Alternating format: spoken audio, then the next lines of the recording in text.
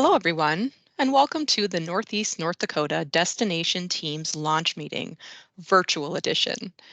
If you didn't make it to our in-person sessions around the region, I'm so glad to have you here to learn more about what we're trying to do.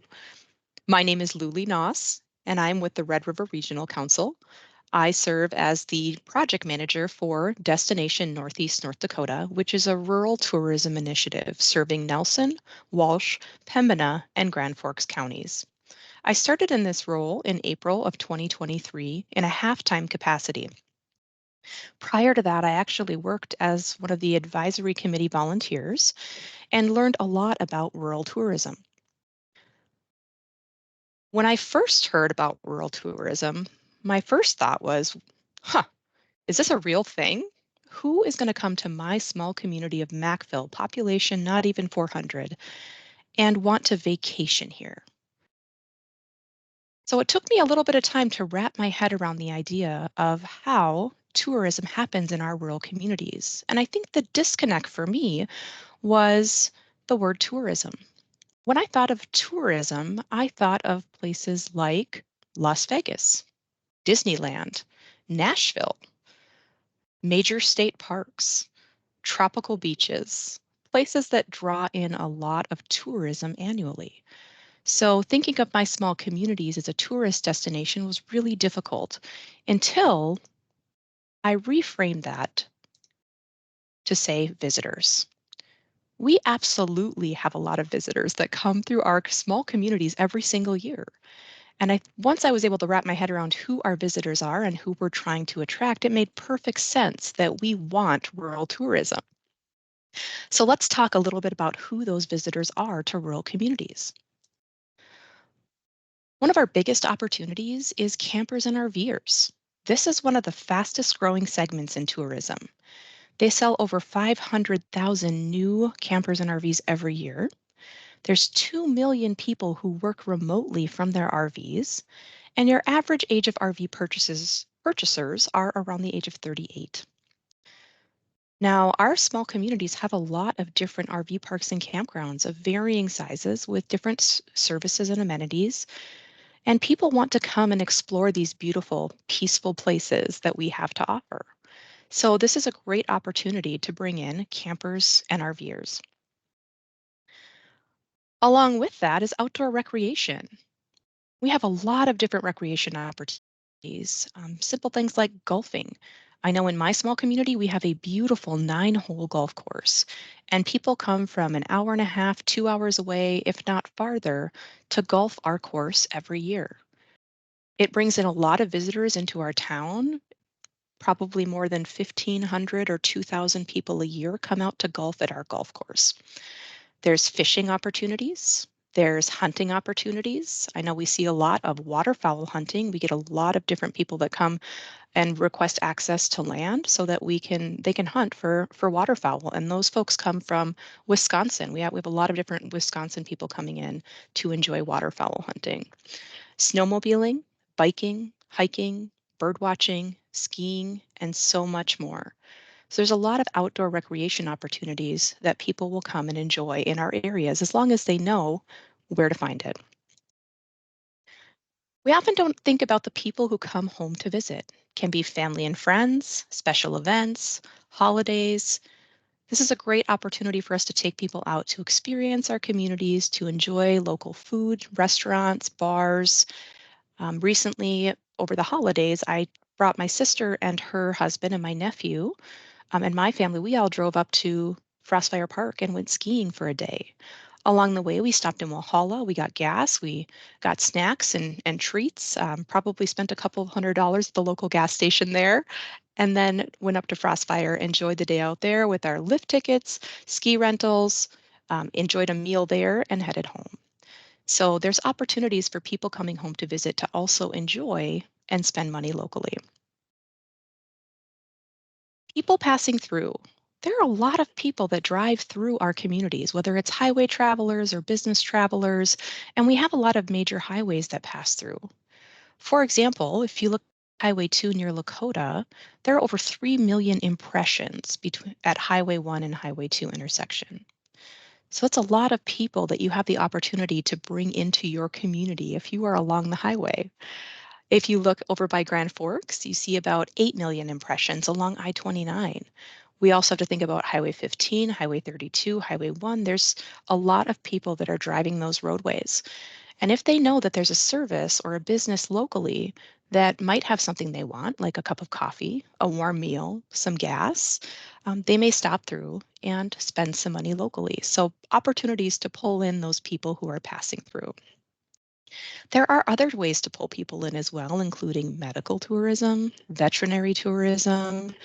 There's a lot of different reasons people visit our communities. So if you look at your community, you start to realize all the opportunities that are there. A little bit of background. Why are we doing this? And more so, why are we doing this now? One of the questions I like to ask communities is if you look at your community, if you drive through it, would you describe it as vibrant and thriving? Do you see your buildings full of successful businesses? Are there events and programming that provide a really great quality of life? Or are you seeing old empty buildings with a lot of potential or that may need to be torn down? What do you think our communities are going to look like for our future generations? And one of the reasons this initiative is so important to me is I have a 10-year-old daughter. My husband's a fourth generation farmer, and I want my community to be a place where my daughter wants to come home to in the future if she chooses to farm or even just to live here because of our amazing quality of life. So planning for those future generations is important. So how do we create those vibrant and thriving communities? And this is where we have an opportunity to do that. One of the things that was really eye-opening for me as we went through this process is really understanding what's happened in our communities over the last few decades, if not longer. So if you look at Region 4, which is Pembina, Walsh, Nelson, and Grand Forks counties, you can see here's some of the population trends from 1990 to 2020. And if you take a look, let's say at Nelson County, which is where I'm at now, in 2020, the population was 3,015. In 1990, it was 4,410. So we lost almost 1,400 people in our county during that time frame. If you look below that, you can see the population changes per decade. And you're going to notice here that, 31% of our population overall was lost, but our trend in losing population has slowed. And this is a really common thing that you will see across a lot of rural counties in North Dakota. We've had some consistent population loss, but those trends are hopefully slowing. Now, what resonated with me is as we lose population, we lose people who are there to help support our local schools, our local businesses. We start losing vital services and amenities. And we want to ensure that we can keep those things going. So population growth is really important for rural North Dakota. So part of the way that we grow population is through getting people here to experience our quality of life. So I wanted to share this to kind of help you understand some of the rationale behind what we're doing and why. So where did this all come from? In 2021, a group came together. The Red River Regional Council served as the project manager for this, but they built a team comprised of 15 people, Region 4, Manitoba, and the state of North Dakota, and they wanted to work on visitor attraction. So in 2021, they had a lot of partners that provided funding and they launched this initiative. And they hired Roger Brooks, who is a leader in helping create amazing communities and destinations. And he began on the ground work assessing our region and our communities.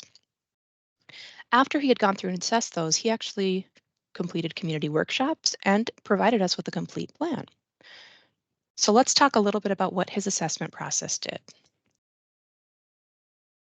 So Roger came out, and the first thing he wanted to do was he wanted to identify, well, what's our marketing effectiveness? If he were to Google things around our region, what kind of information is he going to find? So what's the visibility? What's the effectiveness of that marketing? So, are we able to close the sale for visitors? Are our websites tailored to visitors or are they just tailored to local people? And then he looked at some competitive analysis. Then he did destination assessments. He actually went out and secret shopped all 42 of our communities and recreation areas. He traveled 2,200 miles, he took over 2,000 photos, and he looked at things like what are the first impressions, like signage and gateways? What are the homes and neighborhoods like?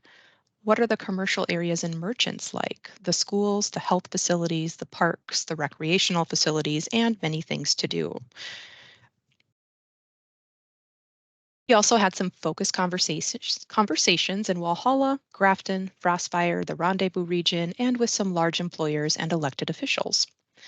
And then he presented all of his findings in 4 county workshops, which had over 150 observations and suggestions, over 200 attendees, and provided a 200-page action plan. There was a lot of really amazing information for communities and our region as a whole in Rogers workshops. And if you'd like to view those workshops, if you were not able to attend those, they are available to view if you visit the Red River Regional Council website at redriverrc.com. You can see the county workshop recordings. There's also PDFs if you'd like to see your community specific recommendations. And there is also a full Flickr photo library from his visit, and those photos can be downloaded and used by your communities.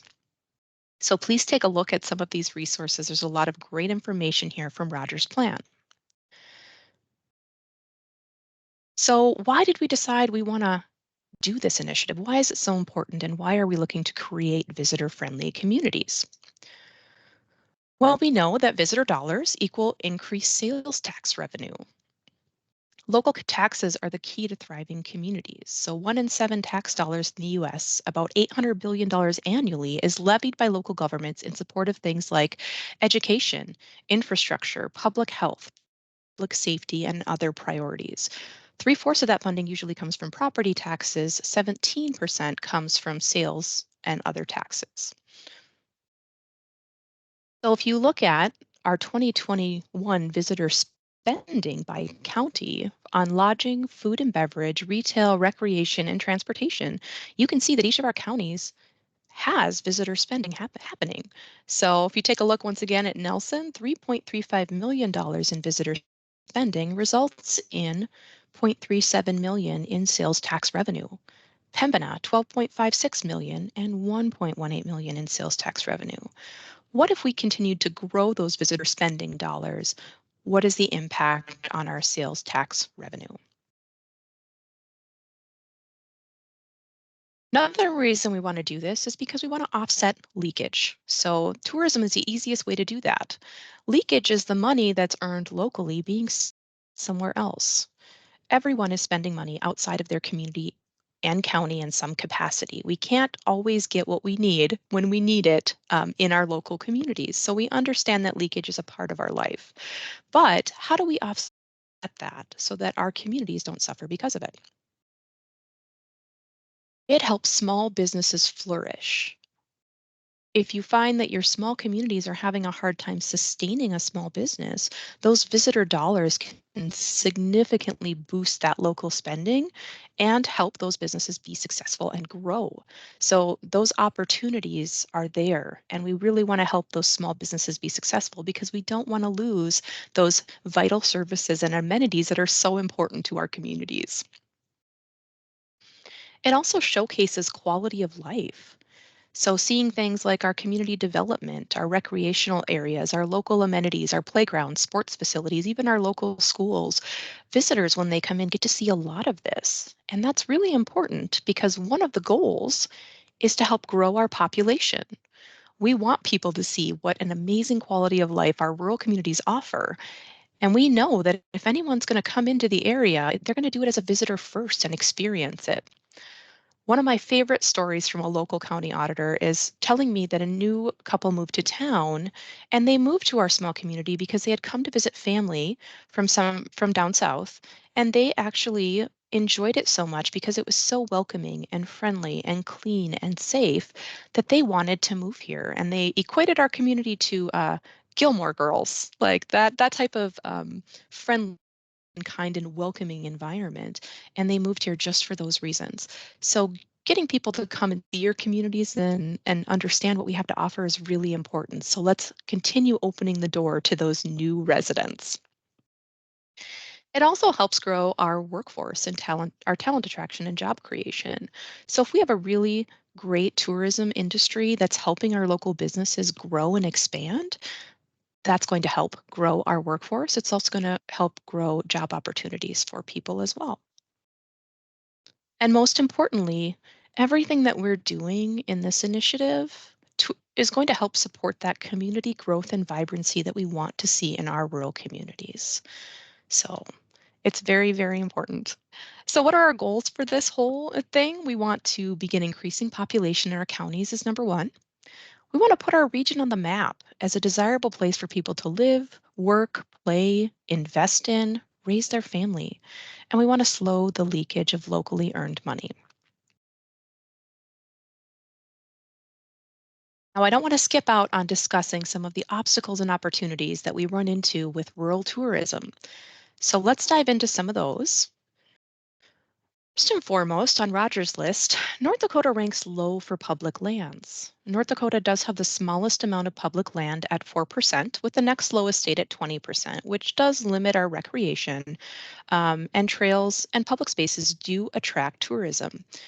We have seen a recent blog post by a blogger saying that North Dakota is one of the communities they maybe wouldn't come back to because they did not have enough public land for outdoor recreation. Now, on the flip side of that, what we do have is really amazing. We have phenomenal state parks and places and things for people to do. So while it can be an obstacle, we still have a lot of opportunity. Lack of state and region identity is another piece. I always kind of chuckle because when I talk to someone who has never been to North Dakota and you tell them that you're from North Dakota, they usually have a few different comments.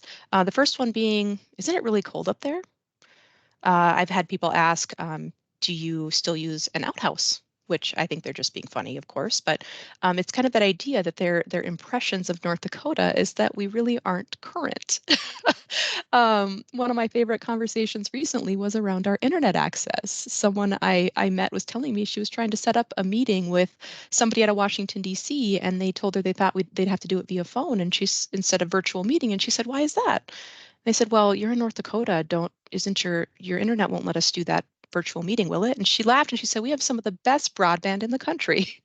So making sure that people know that that state and region identity, it feels like a big gray area. People don't always know what to expect from North Dakota because we don't have a well-recognized identity and we don't always showcase what we have. Part of that is because traditionally North Dakota has had the lowest tourism and marketing budget in the country, although the state has done a really nice job in recent years in pulling together marketing and tourism campaigns that really showcase what we have to offer here. The next one is rural tourism funding, and I think this is one of our biggest barriers for small communities. And when you think of our small communities, oftentimes we have city staff, like an auditor, or a park boards, or other staff that have a lot of hats. But tourism is not typically one that you find on their radar because there's a lot of other conflicting priorities. So when you look at rural tourism funding, our small communities are at a disadvantage because we don't typically have staff to kind of spearhead or think about tourism on its own. So oftentimes what's getting done is usually happening at a county or regional level. So we also don't have sustainable funding for tourism. It can be very difficult to find. If you look at our large city counterparts, like those Fargos and Bismarcks, they have typically lodging tax that is supporting their tourism initiatives. And that means that they might have a staff of 6 and a budget of $1 million a year to really focus on tourism for their large communities. But in rural communities, we just don't have that.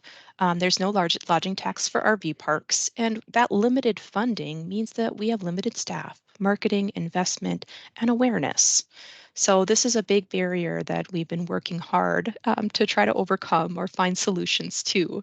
And one of the reasons that I love the regional aspect of this initiative is because it allows us to come together and work together um, to create all the resources to support rural communities. So This rural tourism funding is a barrier. We hope to find a solution to it as we move forward, but know that this is probably one of the reasons that we haven't done as much on rural tourism as in the past, as larger communities have. Lack of online presence is another one. If you go Google our region or county or a city near you, what are you going to find? Are you going to find a really nice website that's current and up to date and has all the information a visitor is going to want to find? Or is it going to be a little bit limited, maybe dated, or no online presence at all? Oftentimes our websites don't cater to visitors. So if I go to a local city site, is there going to be information for visitors on where to camp, where to find outdoor recreation, what kind of lodging they may have locally? What about restaurants? And is it going to showcase things in a way that really entice people to come here? A lot of our businesses don't have Google business listings, and more often than not, that is how people are finding out what is available locally. And as you see in this graphic, why do we want Google? Because it drives 300% more traffic to your sites than social media does. So Google business listings are a big one. If we're not listed on hospitality and lodging travel sites, and then if we don't have much of a social media presence. So there's a lot of different pieces in this online presence piece. Lack of information. Many rural communities lack informational signage. And I put this picture up. This was one of Roger's, but if you were to drive down this street, what do you think this brick building is? Or the one next to it? Is it a business? Is it an apartment? Is it empty? We don't know. There's no signage to tell us what it is. So we have a lot of local knowledge. So if you live locally, you know what this building is. You know if it offers some type of service or business. But anybody coming from outside won't know that because there isn't any information to tell them. So we want informational signage. We want to know what kind of amenities. It should be hopefully be obvious. We want to know if there is it a business? What service do they offer? Is it open? And what are the hours? For cities, rural signage for cities, for wayfinding, for trails, and informational signs. I think my favorite story of Rogers was when he was heading out, I believe it was to Fordville Dam, and the sign said Fordville Dam, 3 miles. And so he turned and went the 3 miles. And then he had another sign that said Fordville Dam, 2 miles, and turned again. And after a while, I think it ended up being a 7 total miles to get him there, but he chuckled a little bit and said, I'm not sure that's how signage works. But him and his wife were invested, so they kept going until they got to Fordville Dam. So we want to make sure that our signs are set up in a way that really help visitors instead of deterring them from finding some of these beautiful places we have. Local attitudes was another big one from Rogers. So why do we talk so poorly about where we live? This picture to the right is actually my farm. I walk out my door and this is what I see, a double sundog in the wintertime. It is absolutely stunning. I love where I live. Winter, summer, spring, fall, we have all 4 seasons. But I laugh because more often than not, people tend to focus on a little bit on the negative, and we tend to be a little self-deprecating about where we live. Roger told us a story about he was here in the kind of the late summer, early fall, and he was out at a campground and he was visiting with somebody. He said, "Man, you guys have such beautiful summers. This weather is gorgeous. Wow, I didn't know North Dakota offered this beautiful weather." And the first thing that that gentleman said to him was, "Well, you never been here in the wintertime." So Roger, kind of chuckled because he thought, well, okay, I haven't, but you've got something really great here, so don't be afraid to brag about it and really share that with people and say, yeah, we have a great, our summertime is amazing. We have great places to camp. Definitely come out and enjoy it. So we do have some of that militant modesty as well. It's kind of a badge of honor in North Dakota to go through the winters that we do at times, but there's also a lot of beauty to them. So don't be afraid to share that with visitors so that we don't deter them from coming back. The other piece is, why are we so resistant to change?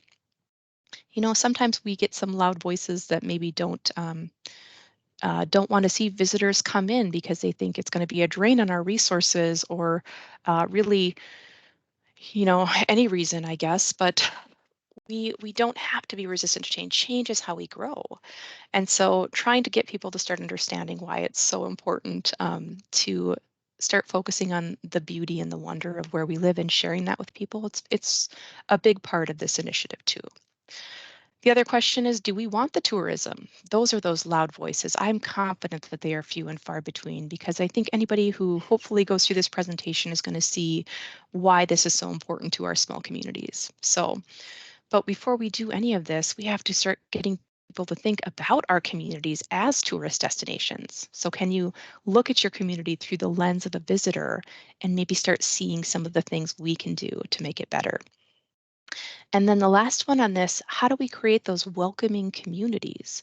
When people come here, are we making them feel welcomed so that they want to come back?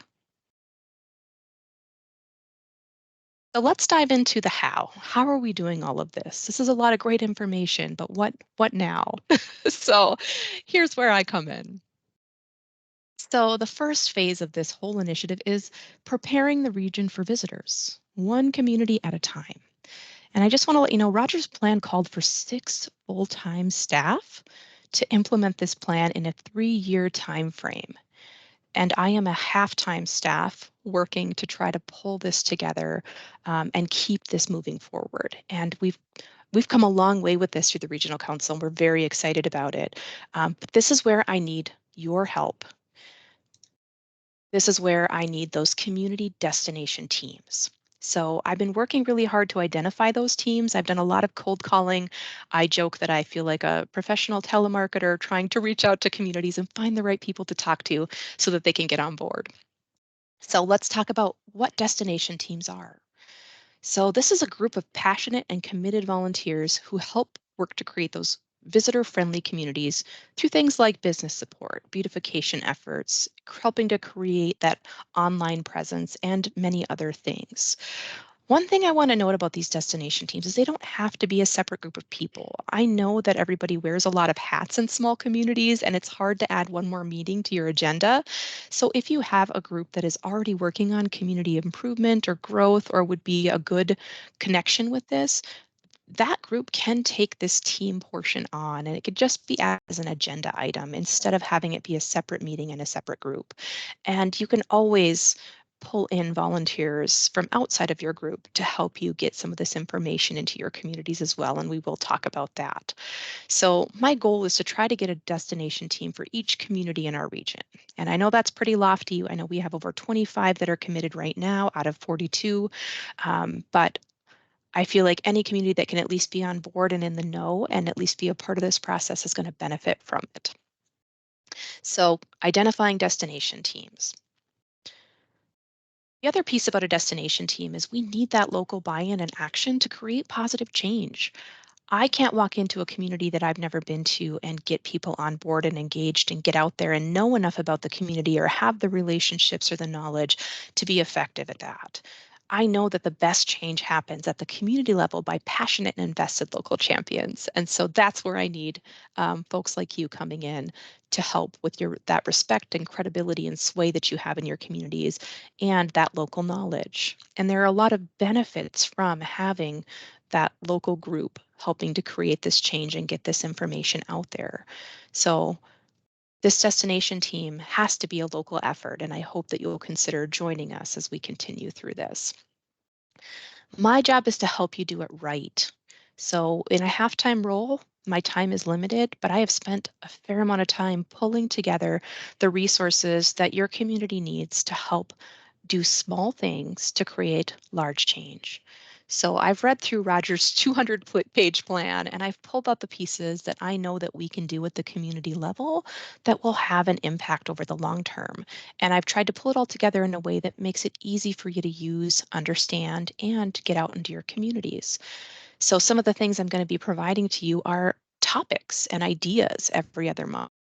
Flyers, brochures, pamphlets, some digital and print materials, might be some social media post templates, graphics, things you can modify and use and make your own, videos when available, and then be here for ongoing support, assistance, and resources. Now, I do want to note that every community is unique and different. So not everything that comes out in a packet is going to apply, and that's okay. I know that the time commitment by each community is going to vary based on size and your outreach. A larger community with a lot more businesses is probably going to take a little bit more time than a small community with just one or two. This is also a learning process. It's a bit of a pilot project on, really getting out there and getting communities engaged as a region. So it's a lot of people to bring together. So my goal is to learn right along with you. And as we see things that are working, we want to learn from those things and share.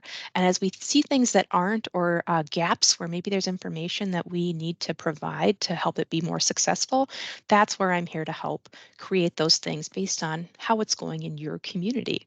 My last ask with this is always to try to stay focused and positive. We have an end goal, and that's creating our vibrant, thriving, growing communities. The next step was the destination team launch meetings, and we hosted 8 of those in the communities listed here. And we had um, wonderful groups of people that turned out and shared feedback and ideas and are engaged and passionate and excited about this. So I am very, very happy to have all those folks on board, and I hope you're going to join us as well. The next step is to begin rolling out the resource packets. So my goal is to do a new packet every other month with a different topic. So that means 6 packets per year. And I want to walk through some of these, the first 6 packets, so that you can see some of the topics that we're looking at covering. So packet number 1 is the benefits of creating visitor-friendly communities. Now, it's hard to go out and just start a visitor-friendly community initiative without helping people locally understand what we're doing and why, and creating some of that local buy-in and awareness. So this is the first portion, is how do we get out and start getting people to start looking at our communities through the lens of a visitor? So I've started building resources for this. Like, this is the graphic you're seeing is the backside of a 2-page flyer on benefits of tourism for rural communities. And this is talking points for you. They can be printed. You can go out and start having conversations with people locally, community organizations, city council, really anybody that you think is going to want to learn more about this and might be an integral player in helping it be successful in your community. So packet number 1, benefits of creating visitor-friendly communities with the goal of creating buy-in and awareness. Packet number 2 is creating visitor-friendly campgrounds and RV parks. Since this was such a hot topic item for Roger and an area he really thought we could really bring more people in to our campgrounds and RV parks, I wanted to make sure that we address this right away. So you'll see over here, building an online presence for RV parks and campgrounds. This is a 1-page printable or emailable PDF that you can go out and talk to your RV parks and campgrounds. So notice the first one on this says claim your Google business listing. So here's some benefits of it. Here's the link to go do it, some statistics around it, and then encouraging people to actually rate your site on Google, because ratings can impact whether people choose to visit your RV park or campground. Roger also provided a list of camping websites that are no cost to be included on. And these RV parks and campgrounds can get listed on these sites, which are often used by campers and RVers. So if we're listed here, we have much greater visibility for those campgrounds. I've also got great listings include. So here's some recommendations on what you should include on each of your listings. And then the bottom one is offering online booking and payment. So this can be really helpful, because more often than not, if you're given the choice between having to call somebody to schedule or book something or doing it online, which one are you going to choose? And 9 times out of 10, it's going to be doing it online. So there are some opportunities out there for our campgrounds to do the same. Packet number 3, creating an online presence. And this is targeted at local businesses, golf courses, recreational facility owners and operators, cities, counties, governments, attractions, really anything that you are working on that can benefit from an online presence. So packet number 3 is going to have a lot of really great information with the primary focus of claiming your free Google business profile and looking at opportunities to bring that out into your community to get your businesses and recreational activities on board. At 4 is storefront improvement and community beautification. So this is for businesses, this is for community organizations, community members, city governments. We want to create beautiful and welcoming communities. And we want people, when they drive down our main streets, to see that we have a lot of community pride and showcase that. We also want to make sure that if you're driving down our streets, you know what's a business, whether it's open, and what it offers, so that you're more likely to stop there. So one of the example ones I have here is signs and curb appeal for business. So how do we attract visitors by creating a positive first impression? And this includes things like, what are your best practices for signage? For example, if you have the opportunity to change out a sign to make it better, we want to make sure that you're using good practices that will actually improve it and that you're thinking about who's going to be seeing it. For example, having a larger, easy to read, very concise sign that says, say, coffee, drive through, gifts, and you're along a major highway, you're going to want to be able to see those signs from the highway to pull people in. So having best practices for signs, thinking about the first impressions of your business for beautification. And then my favorite section is making it easy to tell if your business is open. So that way we don't have any more of those buildings where they're driving by wondering if it's empty, an apartment, or if it could be a business of some sort. 5 is signs for gateways and wayfinding. So this is a large audience from city and county governments, community organizations, campgrounds, and more. And the goal is to make it as easy as possible to find the things that visitors are going to want to find.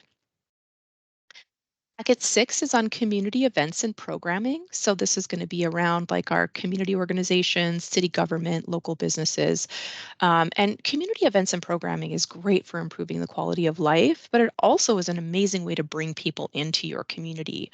I recently looked up, we have Macville Days every year in July, and I recently looked up how many visits to our campground, dam and campground we have over Macville Days week. And it was for a town of 380 people, we have 2,500 visits to our campground the week of Macville Days. So it brings in a lot of people who are, once again, spending money locally. And I know that that weekend is a huge boost to our local economy and really supports our local businesses. So, how do we help communities do a really great job of their events, programming, their marketing, fundraising opportunities, and more?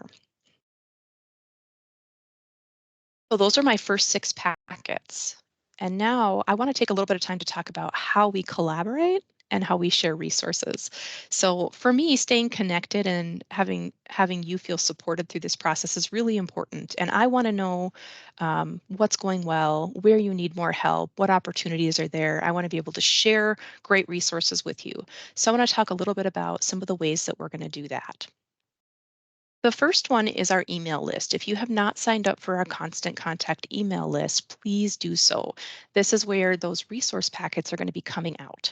So if you stay up to date with us on this, you're going to find the resource documents and information, potential grant opportunities, ideas and successes, meeting invitations, upcoming events, and anything else that we find that would benefit you. So you can scan the QR code with your camera phone, or there is a link at the bottom of this screen.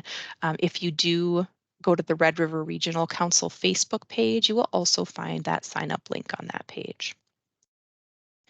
I'm also going to be hosting virtual meetings, and my goal is to host a meeting in the off months. So we roll out a packet one month, but I would like to host one every other month, and I'd like to host actually 4 options for virtual meetings in that month so that we can come together in small groups and find out what's working well for you with the prior packet.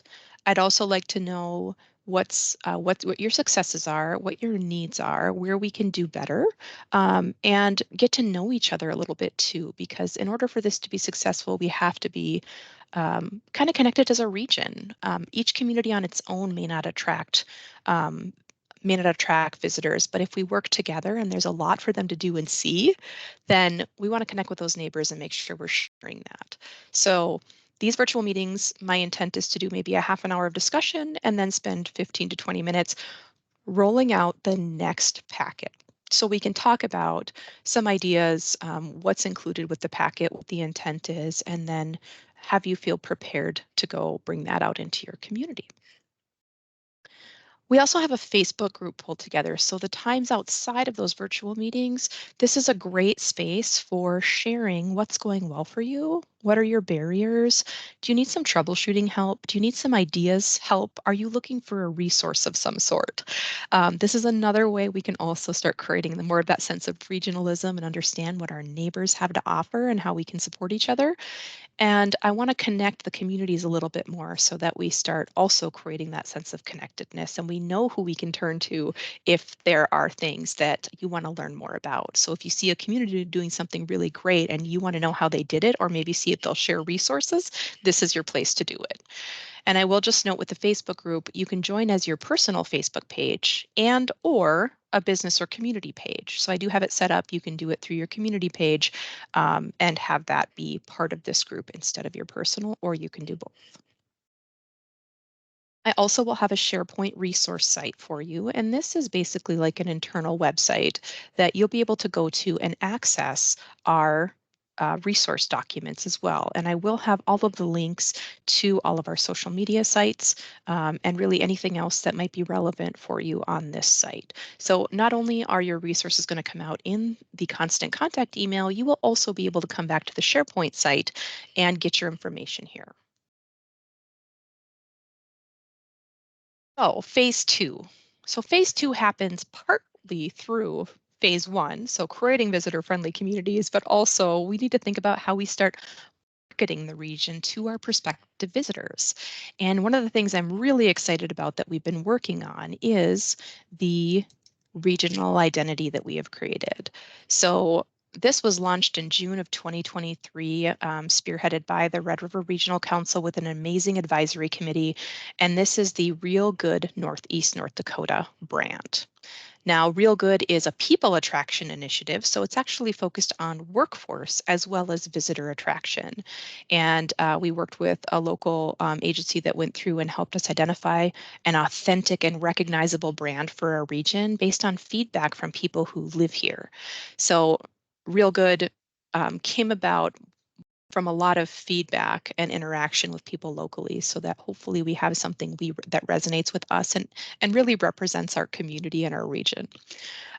We did roll out the website, www.realgoodnd.com, and I will share a little bit of that with you in just a bit here. There's a social media sites as well, Facebook, Instagram, LinkedIn, YouTube. There's photography and videography that has been done, and I'm going to share some of those links with you because the videos that have been created to showcase our region are fantastic.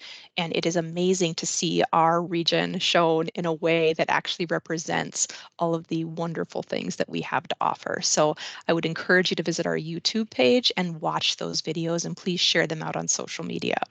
We're also in the future looking at advertising and marketing. Right now, our goal is to really grow that regional awareness and support of the brand locally. We want that to resonate with each of you. So if you have a city website or a county website, please consider linking to our Real Good Northeast North Dakota page. So this one thing I would like to note about the website is this is round one or phase one for Real Good. Our intent is to continue to grow that website. We'd love to gather enough funding to be able to create more interactive maps, but it's a beautiful start. And I would like to just take a moment to show you that site. So here is realgoodnd.com. And there may be, the lag isn't typically there, but I'm guessing it is right now. But you'll see we have this wonderful video that showcases some of the beauty that our region has to offer, some local events. We have a live here section that covers things like some of our communities, our people, education, housing, childcare, health and wellness, things to do.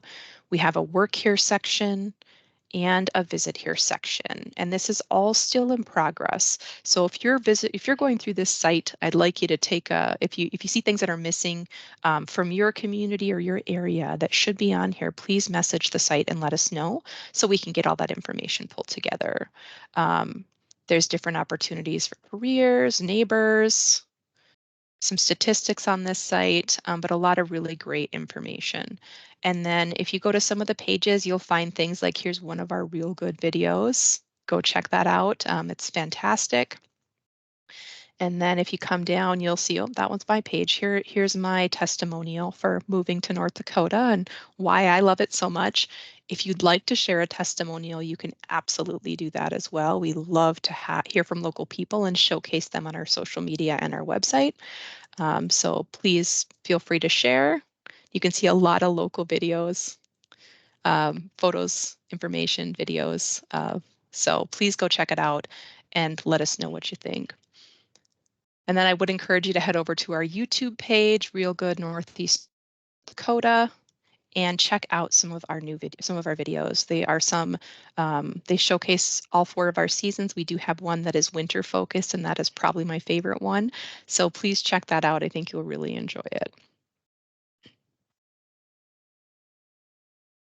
Back to our presentation. So here is one of the last slides I have for you. And so looking into 24, 25, even 26, some of the things we would love to do into the future are creating some regional guides like RV and camping, paddling, golf, hunting. Um, we also would love to do a regional travel book, like a best of the region, maybe a top 3 or 5 must-do lists, maybe a history trail. We'd love to do some social media marketing, some paid marketing, and eventually some billboards to kind of capture some of those impressions and start getting people to recognize real good Northeast North Dakota. Now, another reason it's really important for you to join us in this is because the individuals in each community, you guys know what is happening in your community. You know about community events, you know about RV parks and campgrounds, places to paddle, golf courses, hunting information, lodging, birding, fishing.